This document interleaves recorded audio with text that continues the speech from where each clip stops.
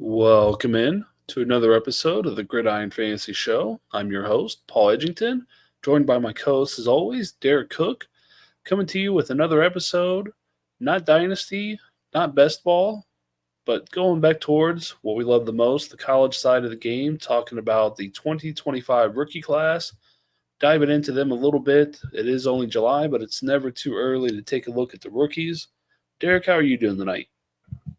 I'm doing good, brother. I'm just dealing with some kiddos being a little loud. So if there's any noise, I sincerely apologize for that. But enjoyed a nice, calm July 4th out here where I'm living, but doing great. Having a second recording in 2 days. So a little different for us, but I'm doing good. How are you? I'm doing wonderful. I'm excited to talk some rookies tonight. It's been a while since we've really dove into a subject like this. Just been doing some best ball draft, some laid back content, but I'm really excited to get back into the swing of things, recording more often, more than once a week, but I'm ready to go. How about you? I am, brother. I'm here to plant some flags on some hills with you. That's what I love to hear. Hopefully they don't break in half again. But Yeah, we've been having some good naturally, hit rates. we'll see if that continues because this class is, especially the quarterback position, is very unstable, unknown at this point, I'd say. We don't really have a clear cut consensus QB1, QB2, QB3. It's just a big mixed bag when you're looking at the overall landscape. But for us, it's It's pretty pretty clear cut. much, yeah, it's a knockout punch. Shedeur Sanders, he's Yeah. been the QB1 for us for quite a while. Absolutely love his game. Accurate. He's got everything you want between the ears. He understands the game, can read the defense, knows the offensive scheme he's playing in. Unfortunately, being in Colorado under prime, his dad, all the spotlight, all the nonsense that goes on around that.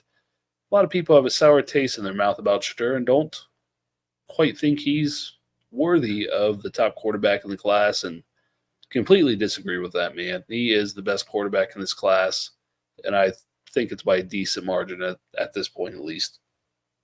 Yeah, I mean, I wholeheartedly agree with you. I mean, to me, the kid's got every tool and checks every box that you would want. He, like you said, reads defense is great. He's got a great arm at every level, mobile enough as well. I know last year people were like, "Oh, he's not mobile at all," and he had like a 42-yard touchdown scamper last year and kind of put that to bed.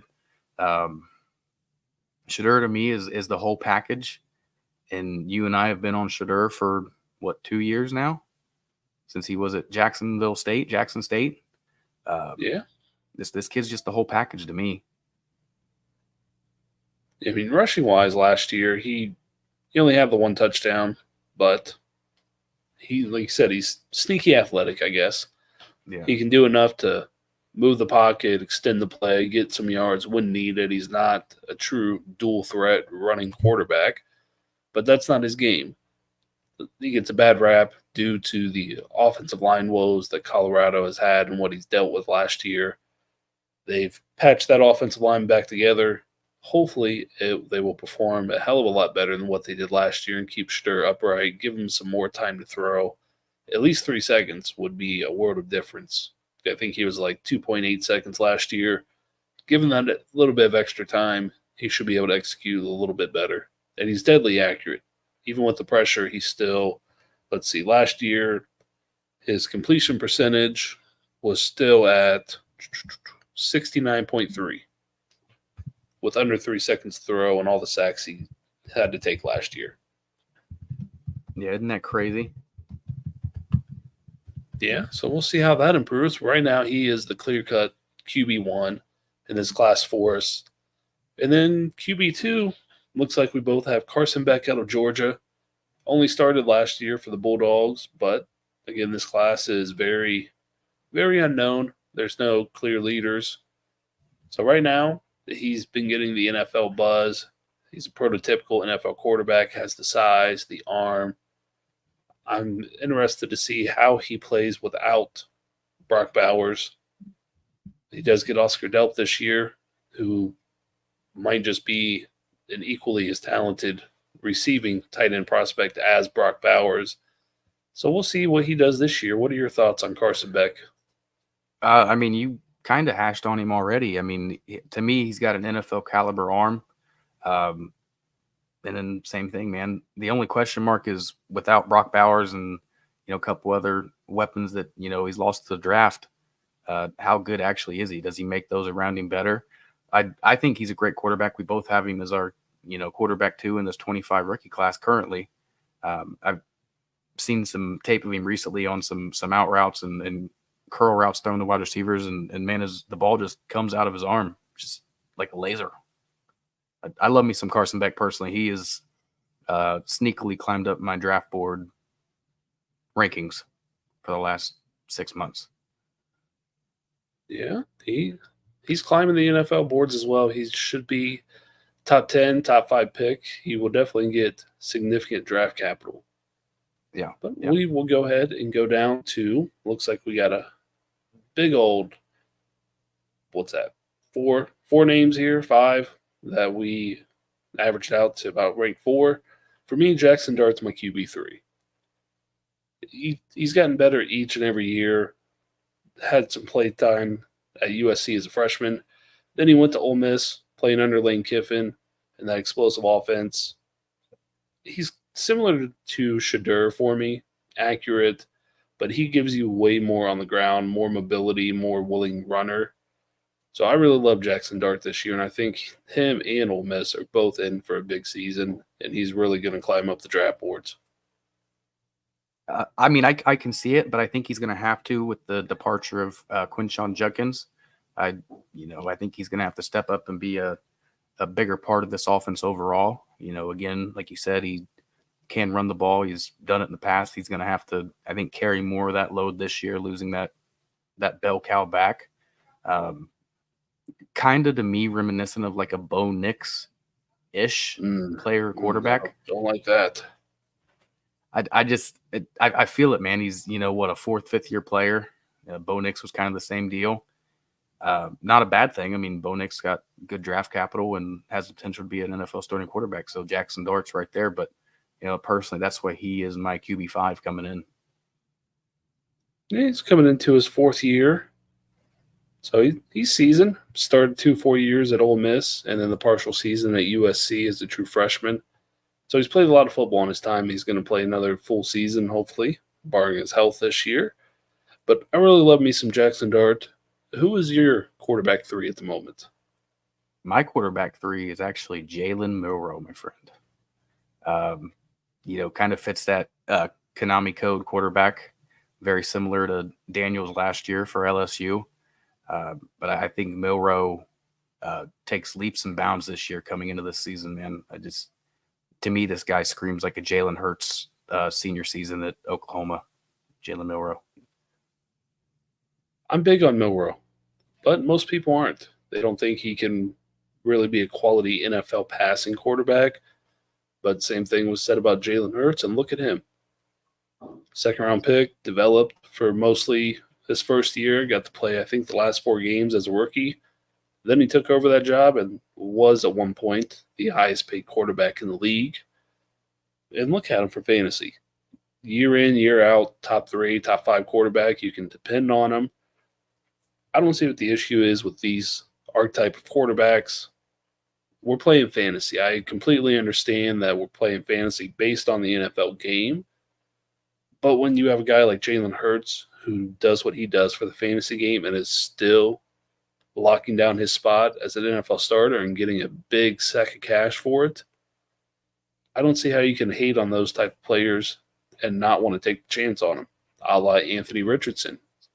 Couldn't throw the ball worth a damn at Florida his last year, but top 4 pick. And the 2 full games he played last year, QB2 and QB4. So if he's healthy, you're going to have a bona fide top 5, top 8 quarterback week in and week out. And I agree with you. I see the same with Jalen Milroe, especially with his running ability. He is arguably the most athletic player overall at Alabama. Yeah. He can get it done. I mean, kind of what I alluded to. I could see Jalen Milroe, pulling a Jaden Daniels having that type of season this year. I wouldn't, bet my bottom dollar on it, but I wouldn't be surprised if it happened. And like you said about Jalen Hurts, I mean, Is he the best passing quarterback? No, absolutely not. But he's proficient and good enough that, like you said, he got a crazy guaranteed contract and at one time was the highest paid quarterback, not very long, but he was. I think Jalen Milroe fits that archetype very similar. Yeah, I'm all aboard Milroe. In one of my articles for DestinationDebby.com last year, he was a big buy for me. And I'm still buying him everywhere in Devy League that I can for the right price because it's just worth the risk for me. Like you said, Jaden Daniels virtually came out of nowhere for most people last season. Even though his first season at LSU, he was getting plenty of NFL draft buzz and chose to come back. And look what happened. So, yeah, I mean, he bet on himself and it paid dividends for him. I mean, he won a Heisman because of it. I mean, I was surprised he came back.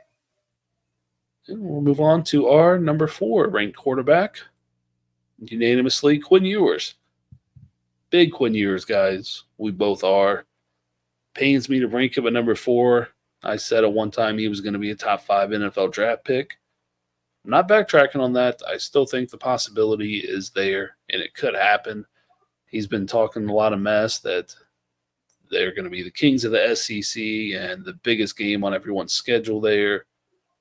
And he might not be wrong. He proved it against Alabama not once, but twice that he can play against the upper echelon of teams and defenses and get it done. And he still has plenty of weapons. Isaiah Bond from Alabama, Matthew Golden from Houston, Jonte Cook, returning freshman, DeAnthony Moore, Ryan Wingo, true freshman, Amari Knee-Black. Then not to mention the stud running back, C.J. Baxter and Jadon Blue. He's still surrounded by plenty of weapons. He's still going to be able to get it done this year. I love him. Overall, we're just hoping that he returns back to that best 24/7 sport high school football recruit in the history of the site. Yeah, I mean, I still believe in Quinn Ewers, but his perfect score recruit wise, I think that is unforeseeable and it will not happen. I don't think you can even live up to that hype at this point with how far his career has gone. Coming into the SEC this year, I don't know if they will truly be the kings of the SEC. I mean, it's remained to be seen, but I still have high hopes on Quinn. I wouldn't bet on him being a top 5 draft pick coming out this year, but again, it wouldn't surprise me if he did. He's, got the golden arm, man. It could happen. I just hope to see it come to fruition. And again, he lost Jatavion Sanders last year, Denny Mitchell.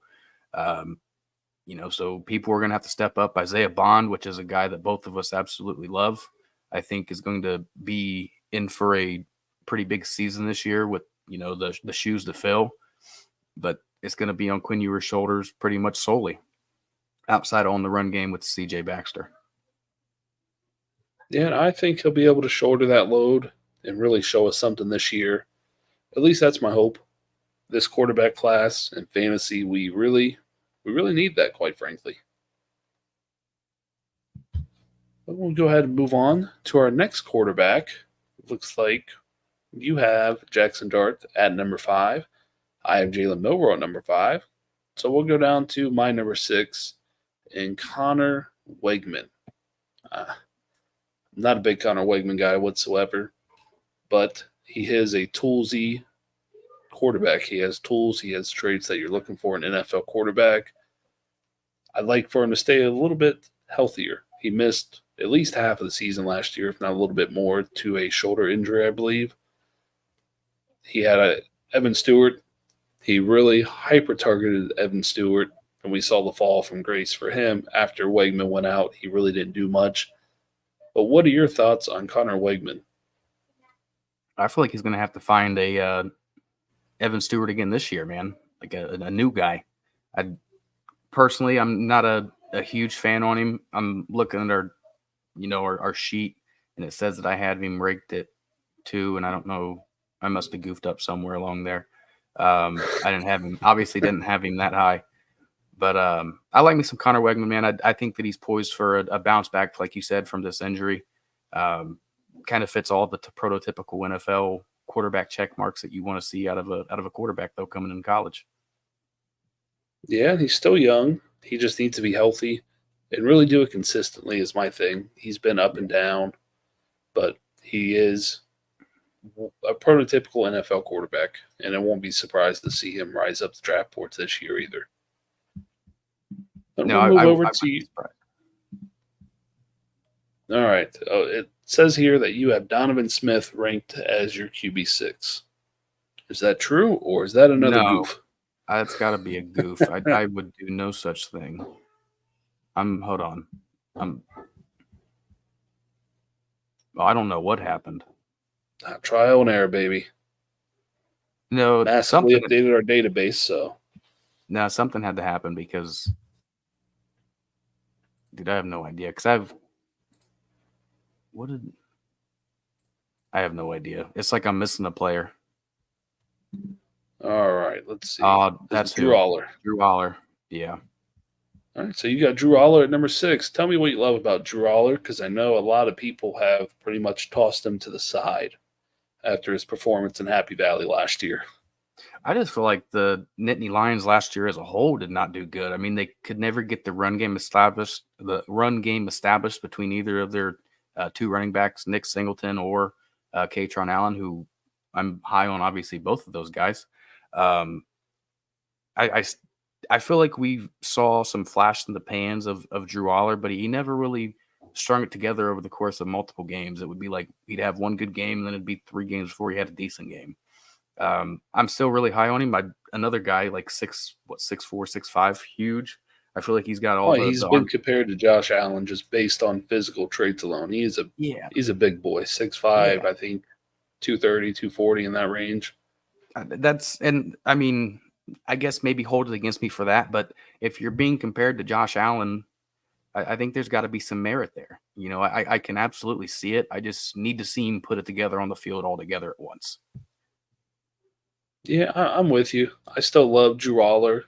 Same thing as Wegman. Has the tools, has the traits, has the physical attributes. But how much of this is the James Franklin Penn State offense? I think a lot. I mean, and he doesn't have many weapons outside of the running backs that he's just going to turn around and hand it off to or check it down to.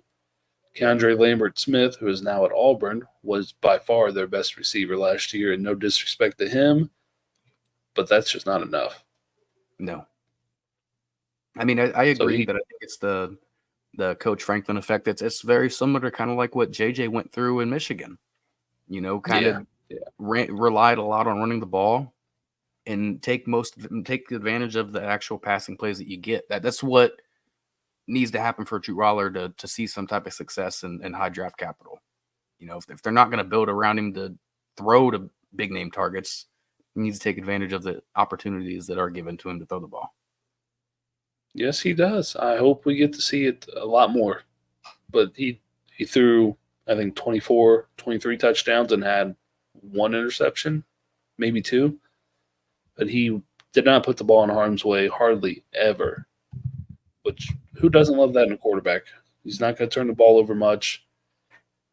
I feel like he does know when he needs to throw it away, dump it down, and not force it. I feel like he doesn't force it a whole hell of a lot compared to a lot of other quarterbacks in this class.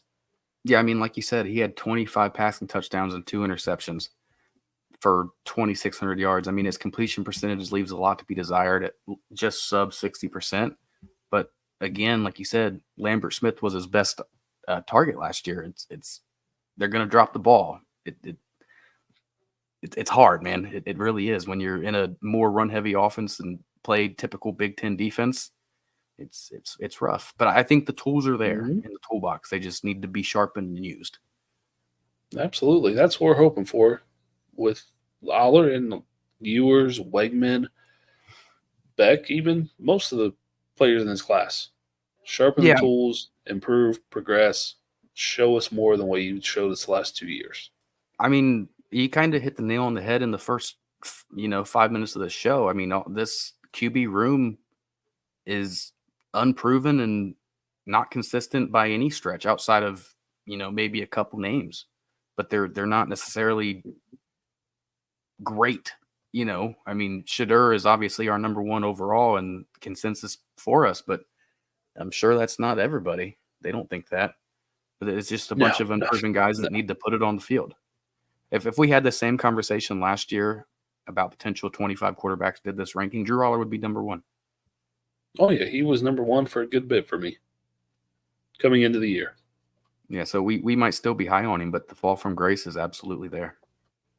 And it's warranted for the most part. Just hopefully we see more from him, and James Franklin figures out how to be a halfway decent head football coach with a competent offense. I don't see that happening, but I guess we'll see.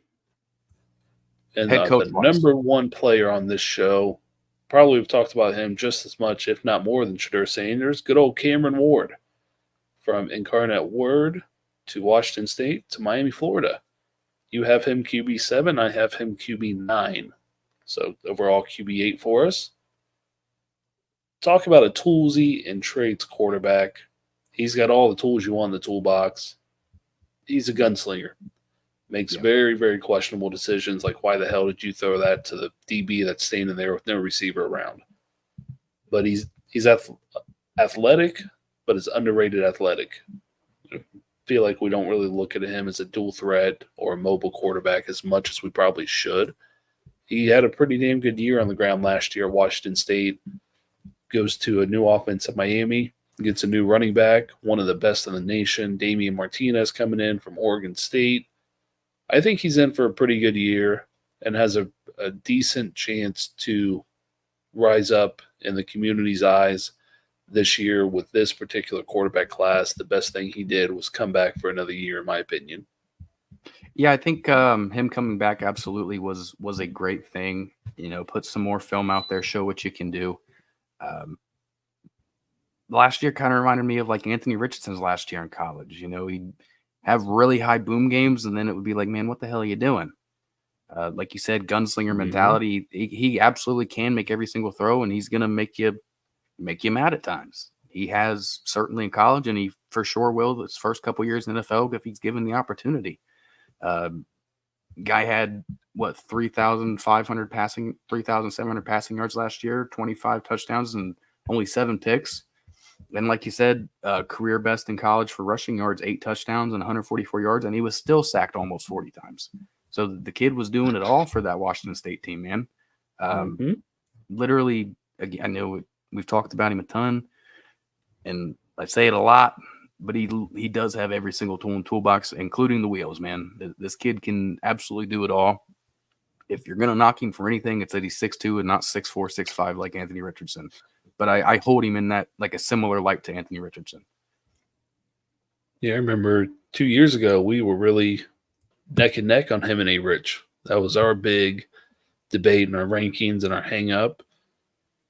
And now look, A-Rich top 4 pick, Cam Ward potential to be a first-round pick, I think is his ceiling. I don't think he's a top 15 pick, top 10 potential pick, but he could sneak into that first round. It wouldn't shock me. I like that he transferred to Miami because I feel like it is a bigger market than where he was, but it's still the ACC. I'm not the biggest fan of it. I would have liked to see him go elsewhere, but then again, where could he have went? This is just a bet on me transfer, and hopefully he, like you said, makes it into first round picks. Let's hope and pray for him. I'm still a huge fan. Going to touch on 2 more quarterbacks and then wrap up this position. First, we got Garrett Nussmeier, who sat behind Jaden Daniels at LSU. So we haven't seen a whole hell of a lot from Nussmeier, but what we've seen has been pretty impressive. He's got a big arm. He's going to be the guy at LSU this year. He's my personal dark horse to jump into the top 3, maybe even top 2 or overall QB1 in this class. I think he has that kind of potential, and he's in a pretty damn good offense, a high-flying offense to display his talents. Yeah, I don't have a whole lot to say about Nussmeier. Kind of like you said, he was, sitting behind the best quarterback in college football last year, so you're not going to get a whole hell of a lot of PT anyways. But I'm with you. I think he is a dark horse quarterback for this class. Could be another one of them, one and done type of quarterbacks. Yeah, we've seen the NFL is fine with that.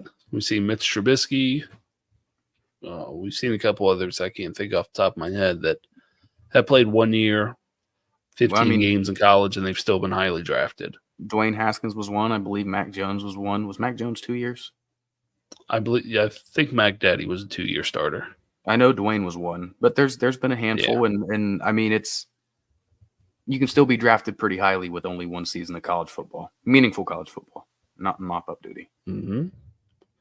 Then we got Riley Leonard, who a lot of people were really hyping him up last year at Duke, had the unfortunate ankle injury, and didn't really play much after that and didn't play very well after the injury. Goes to Notre Dame and head coach Marcus Freeman. We both have him ranked as our 10th overall quarterback right now. I'm pretty excited to watch him at Notre Dame, fully healthy. He's kind of like Joe Burrow in a sense, that he's athletic enough and he can get you something on the ground when he needs to and chooses to do so. So I'm excited to see him in a new uniform, new situation with a fresh coat of paint. Yeah, I mean, kind of piggybacking off what you said, I feel like there was a ton of steam coming out of his name. Yeah, like you said, when he transferred to Duke last year, and again, like you said, unfortunate injuries happen. Again, very similar trend to most of these guys. Just needs to put it together on the field and show us something. You know, I think that Notre Dame is a perfect landing spot for him. Like you said, Marcus Freeman, they have tons of talent to go around, and hopefully you're just able to put it together. Notre Dame QB room over the last several years has been abysmal, to say the least, in my opinion. I made fun of Shane Buckner a couple years ago. Oh, Tyler Buckner. Yeah, that's it. Tyler Buckner. What a collegiate career he's had. Notre Dame quarterback to Alabama, and then from Alabama to the lacrosse transfer portal, and now he is walking back on at Notre Dame as a wide receiver. So good golly. Isn't that crazy? And then what was there? Drew Pine, was that one of them? Yeah, Pine. He played really well for them, but then he transferred and didn't do anything at Arizona State. Yeah, so I mean it's left a lot to be desired for Notre Dame quarterbacks. I hope that Riley Leonard is able to put some. Oh wait, no, Hartman last year was pretty good. Yeah, he wasn't Wake Forest Sam Hartman though. No. They also don't run the same offense, so that's why he still played very good for being in Notre Dame. He played, I mean, he definitely better than the two previous ones we mentioned. But I hope Riley Leonard's able to be better than Hartman. I think he is. I hope he puts it together on the field. Without a doubt. Yeah. And then we just got a few other names that are basically eligible to come out in this draft class. Malik Murphy, we were very high on at one point in time for Texas. We will see what happens at Duke. Him being the man down there for Manny Diaz, I believe, is taking over at Duke as the head honcho. Then Donovan Smith, big arm, explosive arm. See what he can do at Texas Tech with 5-star true freshman Micah Hudson. Miller Moss replacing Caleb Williams. He had 6 touchdown passes, I believe, in their bowl game. So he showed that he can sling that rock after being at SC for the last couple of years and riding the pine. So we'll see what happens with him. Cade Klubnik, huge disappointment. Never been a Cade Klubnik guy. I just don't think there's anything special about him. He might throw the ball 50 times, but he's only going to get you 225 yards. I just think that there's problems down there at Clemson, and Cade's caught in the middle of it. I just don't feel like it's not jiving down there. No, if Dabo would get his head out of his ass and use the transfer portal, might be in a little bit better spot, but Dabo doesn't believe in that sin. No. Then we got your boys, Kyle McCord, now at Syracuse. Yeah, I only claim one of them. Well, former boy and new boy. I think McCord's going to have a halfway competent season. Syracuse has a super, super easy schedule. It wouldn't surprise me if they slide into the playoff whatsoever. And then Will Howard, your new quarterback at Ohio State. Same with Klubnik, man. Really, they're one and the same in my eyes. Not a big arm, not going to push the ball down the field, not really going to give you too much on the ground. Just a game manager. Worse version of Kyle McCord, if I'm being honest. I'd prefer Kyle McCord over them. I don't know if I necessarily go that far. I don't feel like Kyle McCord ever flashed in the pan last year for me. I guess kind of awestruck with how good CJ Stroud was, given that the Ohio State fan base absolutely gave it to him and wrung his neck at times. But Kyle McCord left tons to be desired. I'm with you. Him transferring to Syracuse, I think, is a great move. Sometimes the grass is greener on the other side, and like you said, the schedule or lack thereof for Syracuse could play dividends for McCord. At least, maybe give him a chance to be drafted. Will Howard to me is just a bridge quarterback. He's one and done. I mean, we ranked him because he was in our database, but I don't even think I'd take a dart throw on him. And then that's no offense these to Will guys are Howard. just there because they're eligible for this draft. He's a college quarterback at Ohio State. You're going to get your name tossed in the hat somewhere. So, and there's plenty of weapons to throw to, but I just Will Howard's a college quarterback, and I think that's all he'll ever be. Maybe I'll eat my words, but I don't think so. I wouldn't be shocked if he doesn't make it through the season as the starter. If I'm being honest, I think there's a shot he gets replaced by one of the freshmen, or even Lincoln Kineholds we love. Yeah, I'd love to see Kineholds, Julian Sayin, and or Air. I mean, any of them. I'd love to see any of them. And no more Devin Brown. He's old news. Nah, I mean to me, that was apparent last year in the bowl game. Hated to see it, but I think it was due in part because of the McCord transfer that obviously Devin Brown wasn't getting the reps. They were trying to get McCord all the reps throughout the season, and Brown just was second fiddle and was way underprepared for the game. That, and we had a lot of guys sit out. So, I feel bad for Devin Brown. I was a fan of him, but you're leaped in talent on the depth chart, kid. I'm sorry. We'll move on to the tight ends. They're not too. I mean, there's a lot of names on this list, but again, they're just eligible. Yeah, but not too many to write home about at this time. We'll just start from the bottom. Jake Bringenstool, athletic tight end, pass catcher, had really high hopes for him coming into college, but injuries, underperformance, not too exciting. Mitchell Evans from Notre Dame. I think he could end up a top 7, top 8 tight end in this class. But coming off a torn ACL, we will see what he does this year with a new quarterback in town. Terrence Ferguson's in like his 6th year at Oregon. Not really much there. Brant Kuithe. If you've listened to us for a while, I was a Brant Kuithe over Dalton Kincaid guy back in 2 years ago before he started really getting riddled with injuries.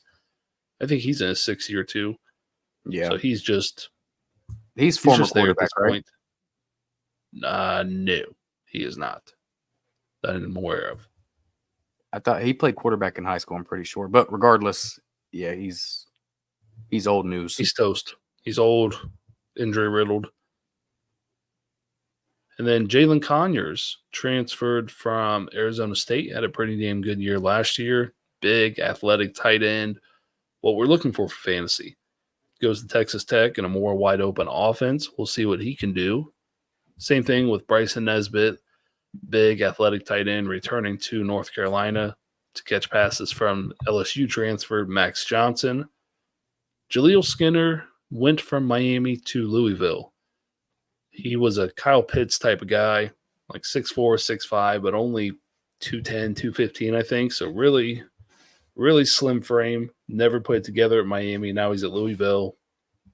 Just all potential at this point. He showed us absolutely zilch. So we'll see if, being a tight end, athletic, good pass catcher, get you in the consideration here. Jack Velling from Oregon State, I believe. He was a pretty decent pass catcher. Follows his head coach, Jonathan Smith, to Michigan State. And then, again, these guys are really – there's not much to talk about right now. Outside of the top couple guys, I've got some stragglers in the background tonight.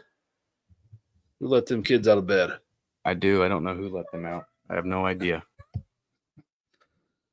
But then we got Jake Johnson, was the overall tight end 1 in his high school recruiting class, went to Texas A&M. Now he's at North Carolina with his brother Max Johnson. I really like Jake Johnson. I think he's a complete tight end. He can catch the ball. He can block. So we'll see what he can put together alongside Bryson Nesbitt at North Carolina.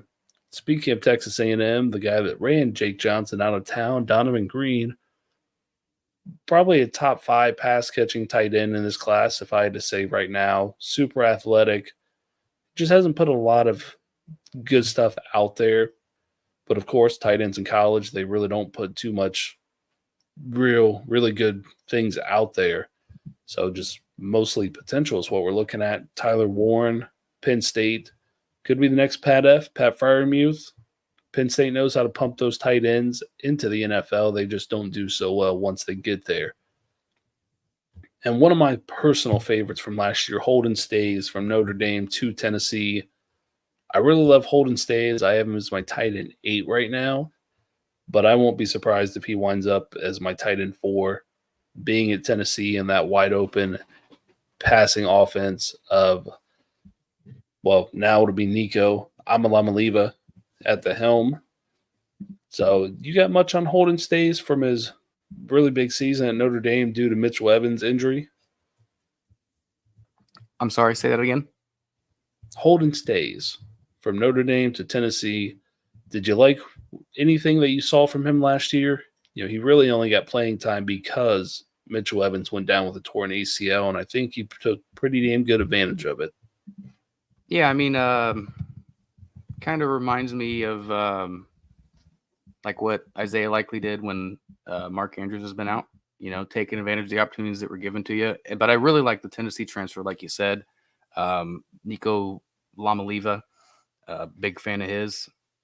And again, high power passing offense. I think somebody's got to be one of the primary benefactors, and I could see Stays being that. Like you said, possibility to be a top 4 tight end come the end of the season, come draft time. Yeah, we'll talk about on future episodes once we dive into some betting, but Tennessee is one of my favorite teams that's not really being talked about to make the playoffs. Nico is outside of the 2025 class, he is my QB1 for Debbie, not named Shadur Sanders. So extremely high on him in the Tennessee offense. Excuse me. And then we'll take a look at Benjamin Urasek, transferred from Stanford to Georgia. A little bit of an odd pairing, I'd say, given Oscar Dope is still there. Lawson Lucky was a big-time recruit from last year. So they have tight ends already. Urasek was decent at Stanford. Nothing to really light the world on fire. But he is an extremely good all-around solid tight end. And with the NFL, you know, who knows which tight ends they like at this point. I mean, George Kittle was a 5th-round pick at Iowa, and look what he's done since he's been there in the league. I think Urasek could be a similar riser in that sense. Drafted in the middle rounds of the draft, it could be developed into something fantasy relevant. But we both love Oscar Dope. So I'm hoping Urasek doesn't do too much. But then again, you know, transferring to Georgia, you know, there's opportunities there. You know, they lost, like you said, Brock Bowers, Ladd McConkey. I mean, there could be opportunities. Yeah, typical Georgia wide receiver room, not really much there. It's going to be all about the tight ends again. I hope so. And if we want Carson Beck to show out like we, you know, I'm sure we do, might get involved. I think they like to run 12 personnel a lot too. They do. Kirby Smart loves it, and I can see why. They are typically the best pass catchers on the team. Are they tight end to you? Maybe. Probably close. Close to it with what they have coming down the pipeline with Delp and Lawson Lucky at this point, yeah. I'd say so. But we'll move on to my 5th-ranked tight end, your 6th-ranked tight end. I don't know if we can really call him a tight end too much longer. Aronde Gaddison II. I absolutely love his game. He's not prototypical tight end, but similar to the Kyle Pitts mold. Tall, athletic, light in the ass. Not a big blocker. I believe he was a tight end, or not a tight end, but a wide receiver originally and moved to tight end at Syracuse.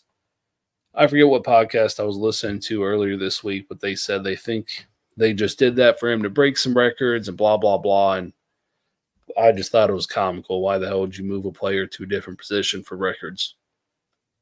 Yeah, I mean, he's But listed at 6'5", 223, and then he was on the Blitnikoff award watch list his sophomore year, so he definitely transferred to tight end.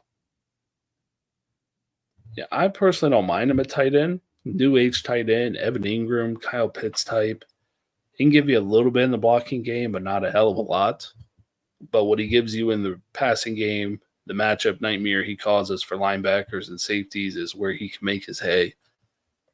Like last year, he had an injury week 2, I think it was, and put him out for the year. But his sophomore year, 61 catches for 969 and 6 touchdowns. So he exploded as a tight end after being moved there, and I absolutely love him. Yeah, I mean, they can't all be, Darnell Washington, be 6'6", and should be drafted at tackle. But yeah, absolutely, he's a mismatch nightmare. And I do like the Kyle Pitts comparison. I think he's definitely Kyle Pitts light by a lot, but I can see it. Yeah, I love tight ends in that mold. I don't really want of course, nobody really wants him, especially in fantasy, the big burly run blocking tight ends. But we have one of those coming in at number 4 for both of us, Luke Lachey out of Iowa. Well, shit. You said tight end use Georgia. I changed my mind. It's Iowa. Change your mind? It's definitely Iowa. But he's coming in at 6'6", about 250. George Kittle-esque. That's probably a low-hanging fruit, helmet scouting, but that's his type of game. He's going to be a smash mouth blocker, but he's also a plus athlete and a plus in the receiving game. Just the total package at tight end. I don't think he does one thing great or anything like that, but he is extremely well-rounded and does everything really well. Yeah, he's going to get drafted because he, like you said, he's a plus athlete and he can block extremely well. We've seen this, like you said, George Kittle is definitely low-hanging fruit, but it fucking works. You're out there every play to block or run a route. So, the more opportunities given, the better off you are. I agree with you, man. Iowa is definitely tied into you. I don't even know what I was thinking, Georgia. I think it's just because of all the recruits they get. But for guys that actually make the league and do stuff, it's definitely Iowa. Yeah, Iowa for sure. Could be Georgia here in the next 2 years, but right now between Kittle, Laporta, hopefully Lachey, I'll give the nod to Iowa. But I'll let you take this one away. Consensus number 3 tight end Mason Taylor out of LSU, former Dolphins all-time great linebacker Jason Taylor's son. So great genes he's got going there.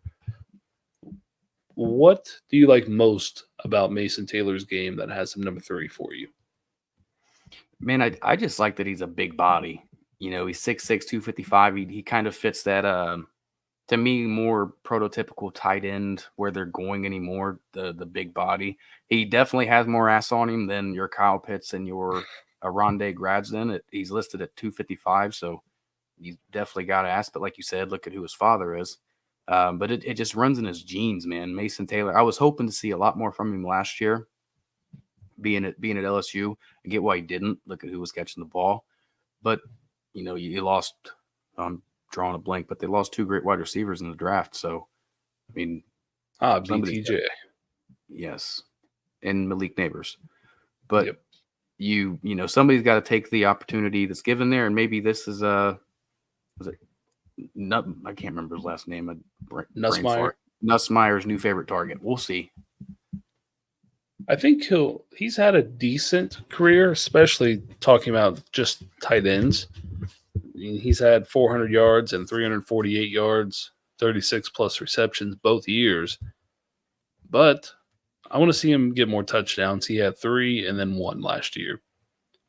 Hopefully, without Neighbors, BTJ, he will be looked at more in the 10 zone and the red zone as a jump ball target since they're gone. So hopefully we'll see some more touchdown production out of him. He has great size, like you said. He's very heavy in the ass for a tight end compared to a lot of them.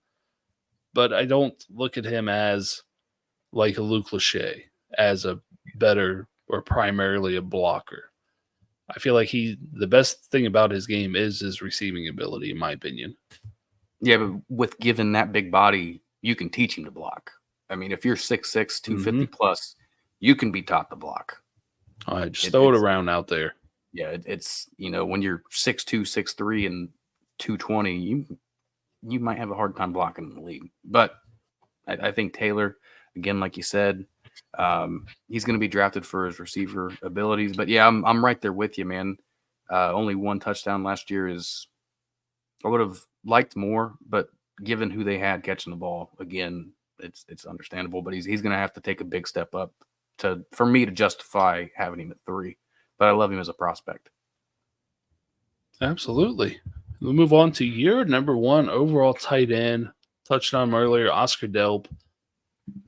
He's a wide receiver in a tight end's body. Is the best way to put it for me. He can do whatever you want in the passing game and the receiving game, and he's still a halfway decent blocker. But like you said, it can be taught at the next level. He doesn't have the best size, doesn't have the worst size, 6'5", 245, but he's very slight of frame. He's not as thick as a Luke Lachey or a Mason Taylor. He's definitely more slight than them body type. Yeah, this is another guy. It's crazy to say this because I remember seeing him as a true freshman blocking and just destroying, unsuspecting people. He's definitely a willing blocker. No, 100%. And if you're 6'5", I mean, you can block. Yeah, he is a little more slight of frame, like you said, than Lachey and Taylor, but you're a big dude. You're 6'5", 245. Mm-hmm. You can be taught to block. But this is, to me, I feel like he could be better than Brock Bowers. Brock Bowers, to me, he was given opportunity and took advantage of opportunity. That to me, that's the problem with Oscar Delp. When Brock Bowers missed last year, I don't feel like Oscar Delp capitalized as much on it as he could have.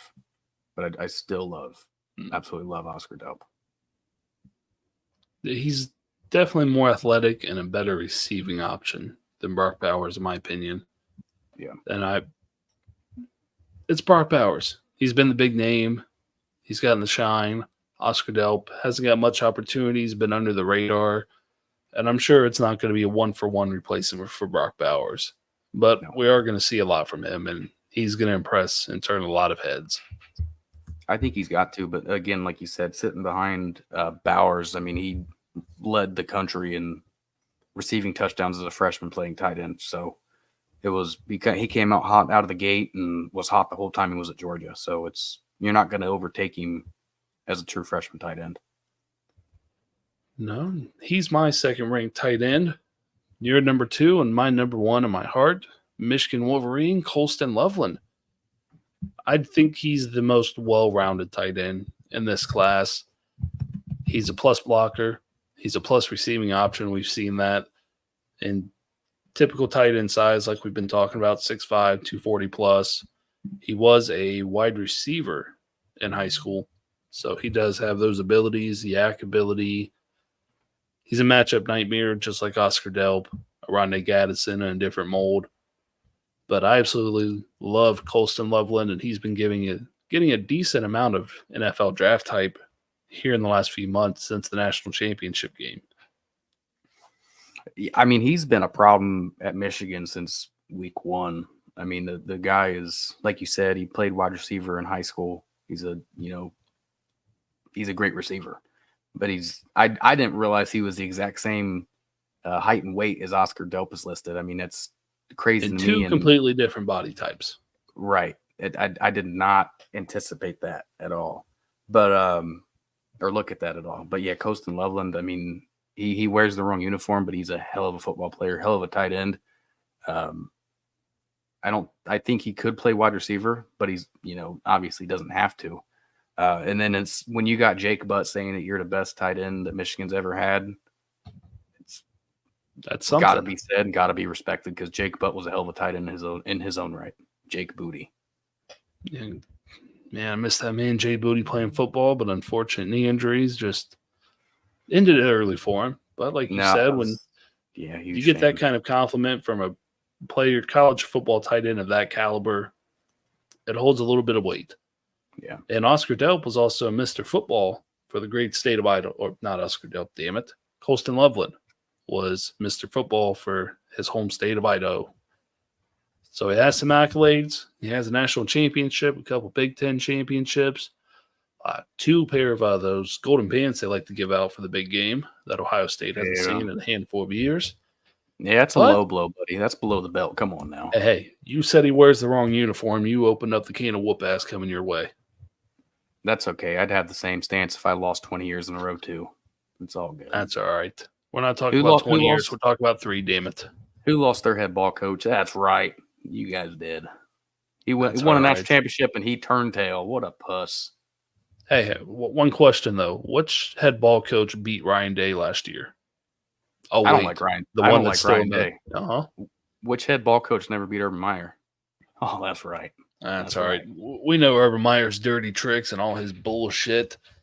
But we'll wrap this one up. Stop at tight ends and quarterbacks. We'll come at you with another episode going over the most popular players in college football. Do have one thing to add about Colston Loveland. Uh-oh. Here we go. I think the only possible knock on him is the offense they run. It's going to push to the front his ability to block because he is a hell of a blocker, but he's not going to get the shine as a receiver. But I feel like he's known enough now that he's a hell of a receiver. But to me, that's the only knock is the type of offense they'll run at Michigan. 45 catches, 649, and 4 touchdowns last season. So pretty damn good numbers for a tight end. But the only way I see him repeating that is if he is used as one of the primary receivers without Roman Wilson now. Cornelius Johnson's gone as well. So we will see how Sharon Moore finagles that receiving core and what his role is. But I think there's a shot he still puts up some good stats and shows off the receiving abilities the same, if not more than last year. Just all depends on the role they give him. He very well could. My question is, is it Alex Orji? Is he walking in the starter? I don't know. Davis Warren has turned heads so far through spring practice, spring game. But it's got to be Orji, in my opinion. It just has to be. Davis Warren is like he's nothing special, but he's going to get the job done. He's going to be a good game manager. But it's got to be Orji. He gives them the best chance to win again. I think Orji compared to the guy you're talking about is a similar comparison like Cade McNamara to JJ. Like Alex Orji does. Yeah. He's definitely a higher ceiling, but also a lower floor. Yeah, but defending national champions, go for it again, baby. Not here to win 10 games and be happy. That's right. I just figured I'd ask because I feel like Colston Loveland would have a lot better chance with Orji. I'd say so. He definitely would be the security blanket for him. Yeah. That'll do it for this episode. We'll come at you with the rest of the positions in the 2025 class and what we're looking forward to from those. Please give us a rating and review and a follow or subscribe on Apple Podcasts, Spotify, and then now on the YouTube. So please smash the subscribe button on there. Give us a thumbs up and let us know what you think of our early rankings so far for the 2025 class. And you're all on Sleeper, playing fantasy football anyway, so hop on over to their DFS option in the app and put in that code GUMP, G-U-M-P, for a $100 deposit match, or up to a $100 deposit match, dollar for dollar, whatever you put in. And then you also get a free 0.5 prop, which is essentially a free square for your first slip to start building that bankroll. But appreciate you guys listening, and see you again on the next one. Please subscribe. Thanks for listening.